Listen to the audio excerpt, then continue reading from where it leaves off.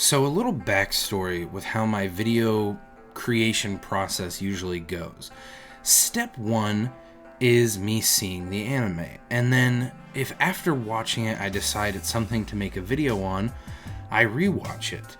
And then step two is usually writing. Now this can take a few different forms. At first, back when I was, just worse at making videos and less practiced, they were a lot more, I don't know if scripted's the right word, but I definitely had much more in-depth notes and my talking points were a lot more fleshed out ahead of time than they are now. Now the writing process is usually something like this. It's keynotes, things that I want to make sure I talk about and I don't want to forget, because I find oftentimes if I leave myself totally unscripted, then I will start to ramble, especially if it's about something that I really dislike.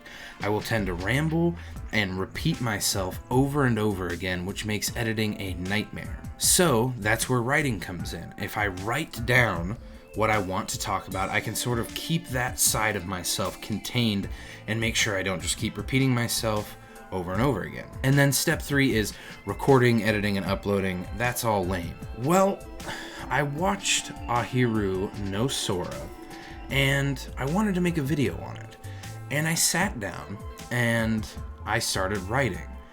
And I started reading what I wrote, and I erased it, and I decided, maybe this needs to be a much more scripted video. And so I started writing a full-on script for the video, and then deleted that.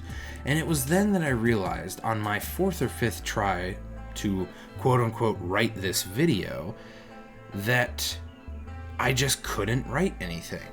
Because I had watched the anime, I had known that I wanted to make a video about it, but I, for some reason, was just unable to put my finger on exactly why I wanted to make a video about it.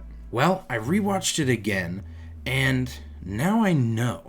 You see, there's animes that are really good that I want to talk about, and I want to talk about them because they're so good, like King and Ashura.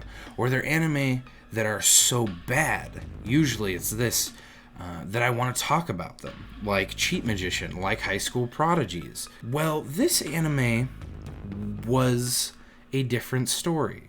As weird as it sounds, it's almost because this anime is so unnoteworthy that it is now noteworthy. David Mitchell would be horrified by this. And so this video has just been incredibly weird to make, and I really don't know how it's going to turn out in the end, because I just keep starting and stopping and I don't know exactly what to do. I'm kind of at a loss. For the first time, my planning stage has just not gone well at all. So let's just go over some key points in the anime, and let's just talk about them. Let's start with visuals. Again, I don't know why I just said again. I didn't say anything before.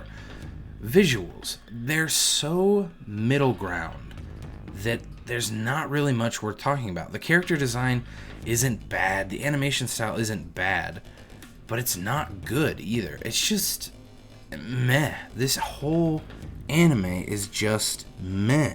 That's actually not fully true. It has times where the animation can be good, and it can be a good-looking anime. And it has times where it can be downright bad. But at the end of the day, it basically perfectly levels out so that your overall experience averages out to just be a flat line with no peaks or valleys. And then let's talk about these sports, the basketball that's being played. Now, I've talked in a video before, I believe I made a whole video about sports anime. Japan sometimes has a creative opinion about how sports are played. If you look at things like Kuroko's basketball, Ace of the Diamond, Hinamaru Sumo, it's clear that the people who make them are passionate about their sport, and that's why it gets so unrealistic, is because it's told through the eyes of someone who perceives the sport that way. It's clear that all sports anime are a passion project by people who love that sport. Not this one. It really seems like the people who make this anime could really just take or leave basketball. And nowhere is that more relevant in the show than just the overall playing and rules they set. Now, I'm not gonna lie to you and say that I am a basketball super fan. I'm not. I like basketball, but I like playing it a lot more than I like watching it, but this anime gets almost everything about basketball wrong. I mean, it's pretty insane, actually. Take our main character. He's, I guess, a quote-unquote outcast. People don't like him in terms of basketball players because he's short, and his play style is not very good for a short person. And it's not like he's short for a basketball player. He is like comically short even for a normal person. And so that should translate into someone who's all about speed and ball handling. Whereas in this anime, for some reason, he's a 3 shooter. I don't think that would work out too well for you, bud. There's never really been, as far as I know, in the NBA, any short 3-point shooters. And I mean like short.